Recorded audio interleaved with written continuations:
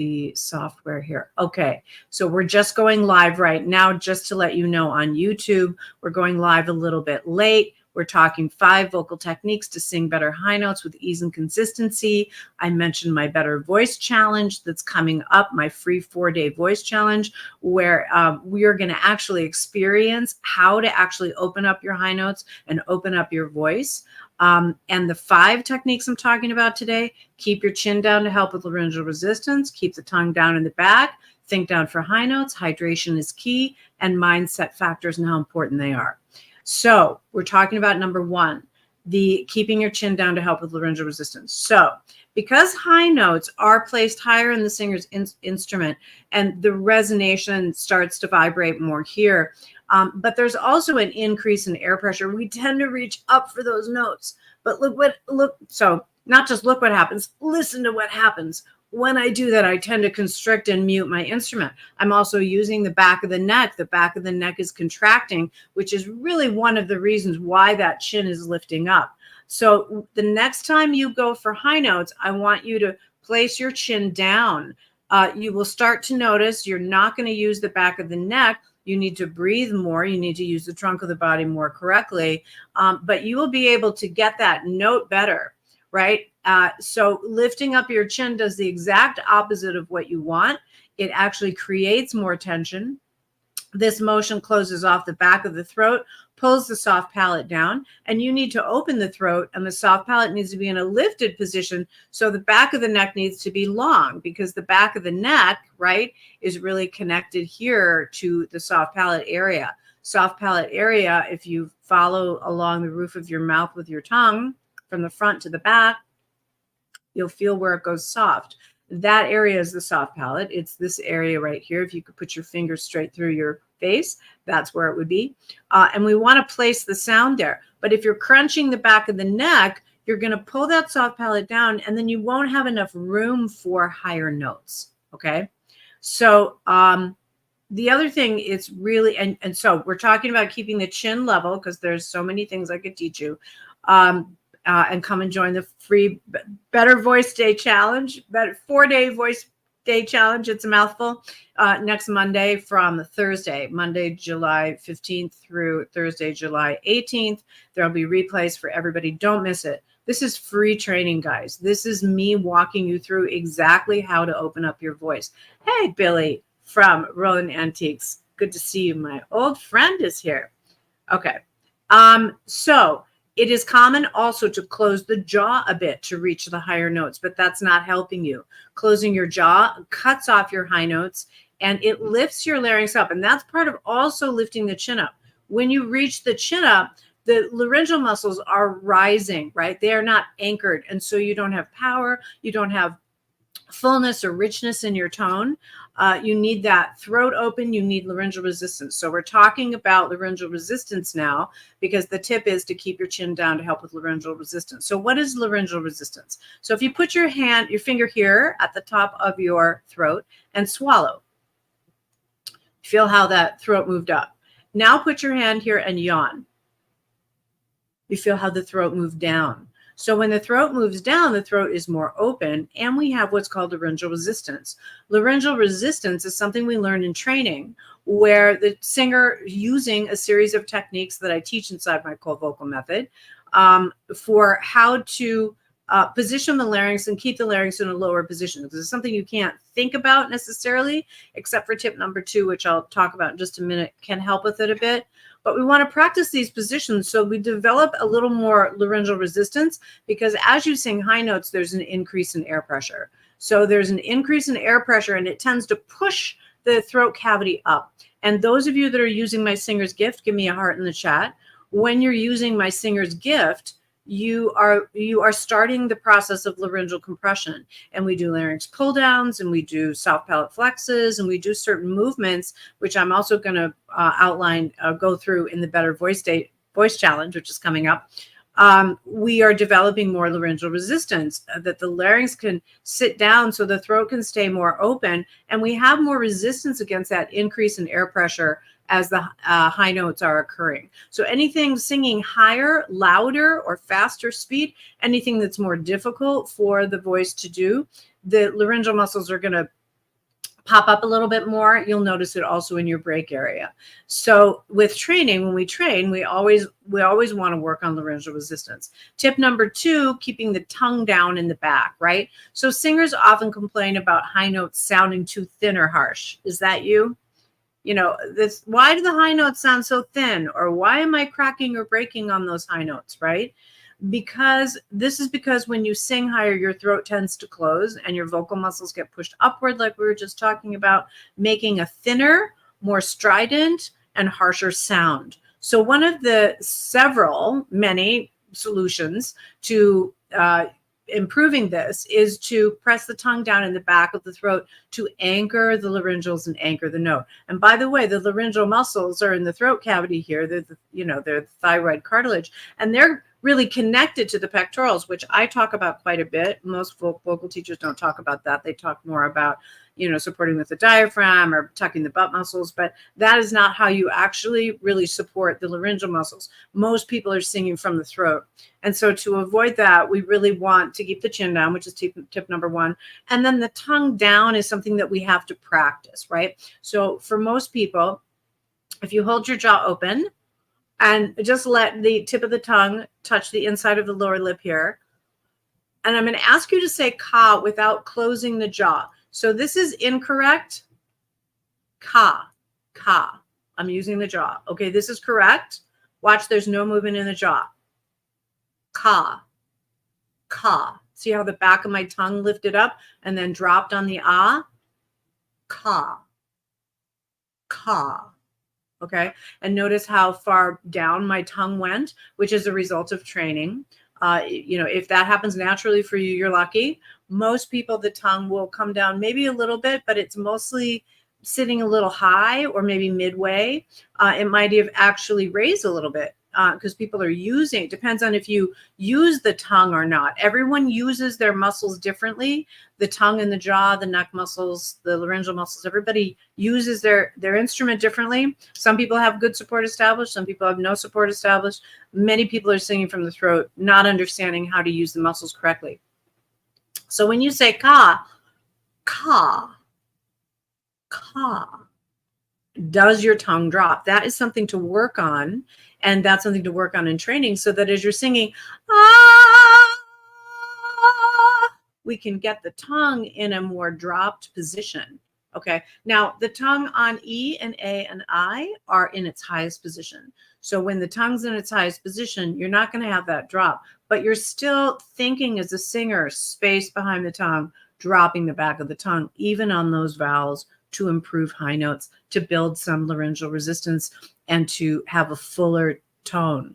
So you can start this with my Singers Gift warm-ups where I walk you through the ka scales and position you to execute them correctly and start working on that back of the tongue muscle, because initially when you're not used to it, you're not used to using that muscle. You don't know how to use that muscle yet, okay?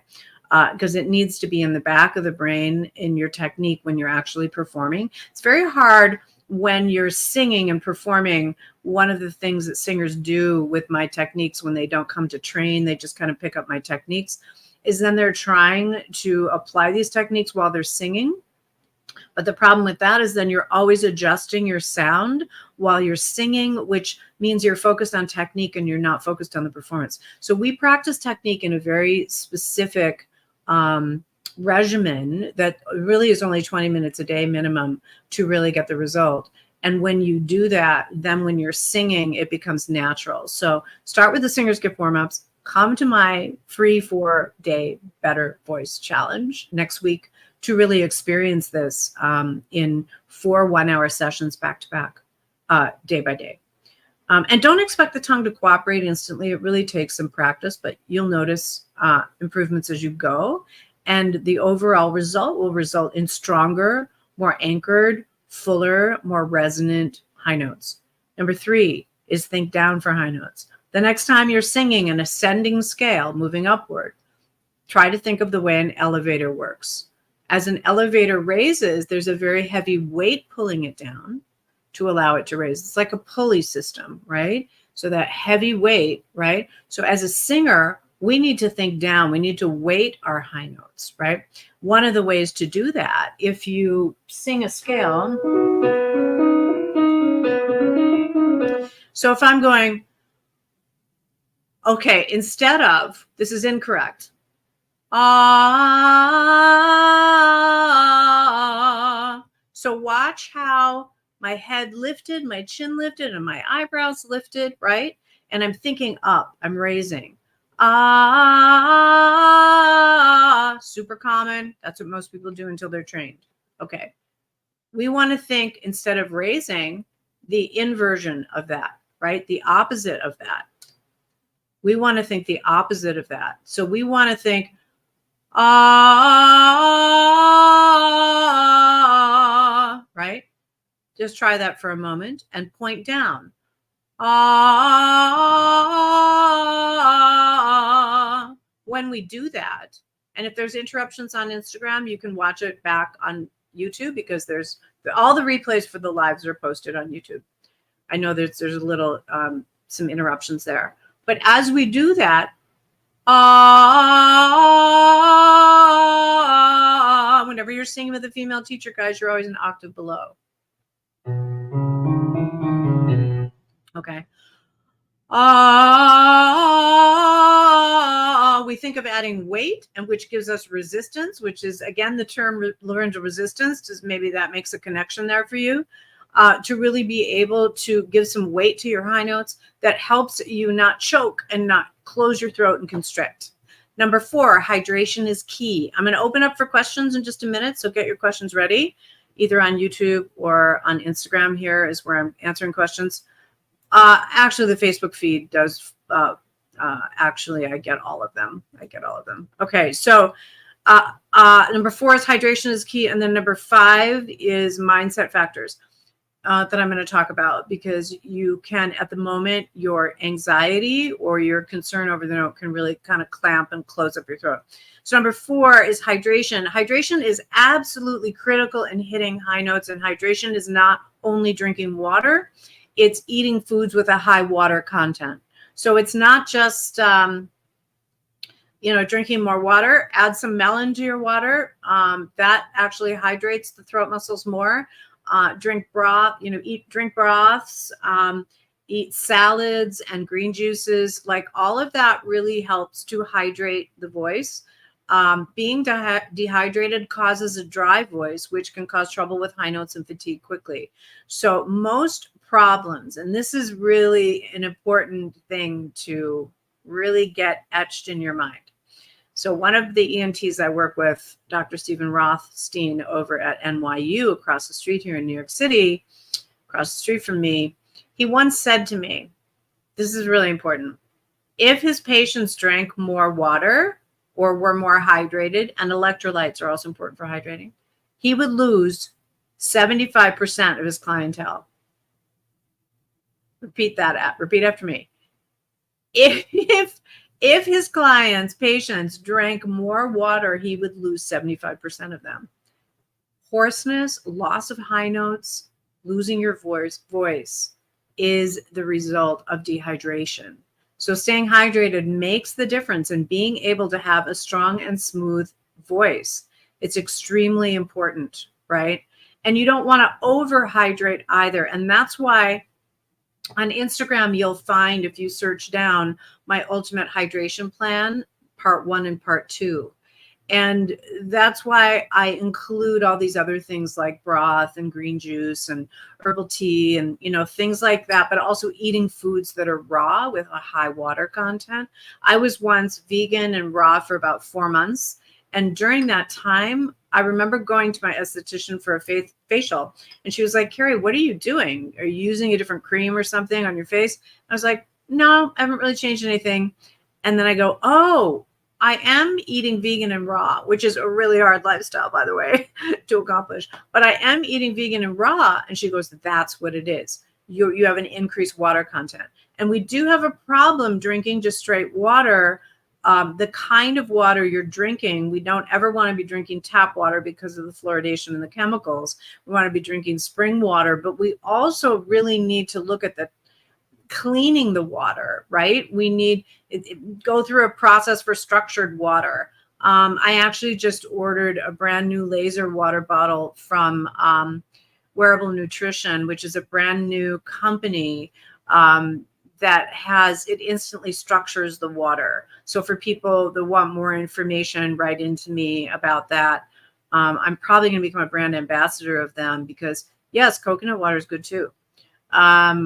Because we need that structured water, because what happens is when the water is not structured, it doesn't get inside the cell and we're still dehydrated even though we're drinking water. So it's a little more complex than that, but just start with spring water and, get the best quality water. I drink water from glass bottles from Aquapana, but not everybody can afford to do that. I don't even know if I can afford to do that. I do it because I know the danger of the chemicals. Okay, so look for my hydration plan part 1 and 2, which is talking about, broths and green juices and coconut water, and all of those things are in that plan, okay, for how to really stay hydrated. Number 5, and I'm going to open up for questions soon, so go ahead and put questions in the comments if you want. Mindset factors to improve performance. So this is really key. So working with singers very often, and I know being one myself, if you're really nervous and you kind of freak out right at the moment of that note, or you're thinking about your performance ahead of time and you're worried that you're going to miss that note, then your focus is on the wrong thing. We really want your focus in visualizing your show to be on achieving it correctly, the way you want to, rehearsing how you want it to go, and then doing the work ahead of time in your technique to really open up your voice and understand, and hydrate and all these other things. But visualization is a practice of mentally imagining your performance, which is used with Olympic athletes. So I've done a lot of studying of that, in particular to help artists. And what the process of visualization with Olympic athletes is proven to, based on studies, is proven to improve performance up to 33%. And there's a very famous story of a golfer, of a man who went to war. He went to war and he couldn't play golf. And so during that time, he imagined himself every day, he had some time on his hands, imagined himself playing 18 holes of golf in his mind. And he visualized it, and he felt the breeze on his skin or the hot sun. He imagined, because he loved playing golf. And so he imagined himself on the golf course, and that was kind of his meditation. When he got back, he played and he visualized the same course that he played, back home. And when he got out, he went to that course and he, got like 3 holes in one. And, it was like an extraordinary game. It was as though he had never stopped playing. And so this led to a lot of, Olympic athletes using, that was the famous story that kind of led to Olympic coaches starting to use visualization. So it's a mental rehearsal of the performance in the days leading up, imagining it how you want it to be. And it's a little more sophisticated than that. I do detail that. I have a bonus module inside my Vocal Freedom Circle, which is where you come and learn the technique for less than the cost of a private session with me. For Christ's sake, you get the entire technique and you get 8 modules. And one of them is that module because it's so important. So developing mental strength is really a 3-pronged approach. You want to catch the negative thought in motion. That alone creates a dynamic to stop it. You want to replace the negative thoughts with positive, more realistic thoughts that work in your favor, and control your emotions so they don't control you. Now, this is very difficult because we are programmed to think negatively, to think fearfully. So this is a really important piece, and you can find out more information on my blog, and I have some suggestions over there. So I'm going to open up for questions. Watch my latest webinar where I cover these topics and how to build a world-class voice over on YouTube. You'll find it in the workshops. It's the most recent webinar that we gave at the end of May. And to learn the method, start by coming to our free 4-day Better Voice Day challenge. You'll flow through 4 one-hour workshops with me where we walk through all of these movements. And you don't have to have any prior experience, or you can be an advanced singer. And these are things that most coaches really don't talk about. So you're going to learn a lot of things you didn't know. Okay, I got some questions here in the comments. All right. Oh, good, Amy. Oh, good. You read the blog this morning. Wonderful. Okay, your question is, let's see. My mom just got Pedialyte for a health condition. There are electrolytes made for athletes. Yes, yes, yes, absolutely electrolytes. That's in my hydration plan. Phil Donaldson, I take Allegra D for hay fever.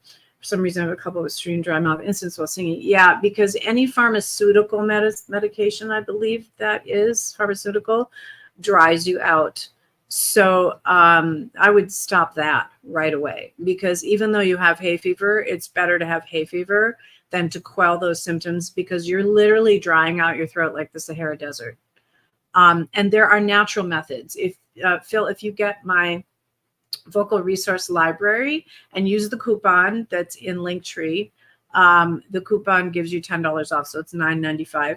And there's actually an article inside there about allergies that my ex-husband really, I mean, for my clients, obviously, I'm an expert in natural health and therapy for singers. So for my clients, I've researched this quite a bit. And then also my ex-husband suffered from hay fever terribly. And he grew up on a farm, and he just was always, all the time sneezing, like regardless of season, but especially in the summer season. So I used him as a guinea pig. And I have a step-by-step process that starts with eliminating the dust in your home. There's a couple of really simple things to do, and also on your bed, because there's dust mites and all kinds of things. Allergies like a bucket. So anyway, that article, and when your home environment has a lot of dust, but it's more complicated than that, or more, you have to be more thorough to really get rid of it. And then you have to figure out what you're allergic to, and you start to take an herbal tincture. It's more than I can say in this short live stream, but go and get the vocal resource library, and I walk you through a step-by-step, touching all of the important points, because you want to use natural stuff. Pharmaceutical medicine, any pharmaceutical medication dries your throat out like crazy. It is the antichrist for singers. It is the, it's like never. The last thing that you want is to be dry, and that medication dries the heck out of you. It's not so much the wine or beer. I wouldn't worry about that.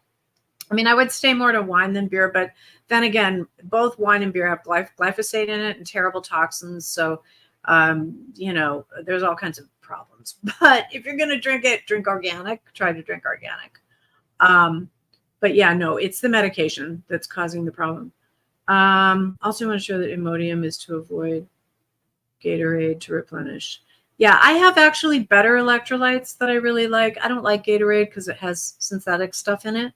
I get my electrolytes from, you're going to have to write into me. I think, do I have it written in my plan? I might have it written in my Ultimate Performer plan, but I have them in my kitchen over there. I'm just trying to think what they are. Oh, it's from pH Miracle. pH Miracle. It's naturopath Robert, forgetting his last name. He's incredible. And it's from pH Miracle. So their electrolytes are the only ones that I will take because they don't have synthetic stuff in it or sugars. Like if you read the ingredient list on Gatorade, honey, you do not want to be drinking that. Organica. Okay, I'm not familiar with that brand. All right, well, thank you everybody for joining me today. Come and join the Better Voice Challenge. I don't give these very often. You're going to want to get the replays. We have a hub page where all the replays are posted. You're also going to get my complete outline on day 4 for all the live attendees. And we are opening up another round of Vocal Freedom Circles, so come and join us. But get that Better Voice Challenge free right now. So make sure you sign up for that today. Don't wait, because we do have a limit of 500 people, and we're already I think we're already at 3 something. Okay, so yeah, make sure that you sign up for that today. You'll find the links everywhere in the you know whats. And come join me every Wednesday at 12 p.m. Eastern on YouTube, Instagram, Facebook, where I discuss the blog of the week, followed by the short Q&A. I'll see you guys very soon. I'll see you at the challenge. And I'm also doing a live next week as well, but come to the challenge. I'll see you there. Have a great week, everybody. Bye.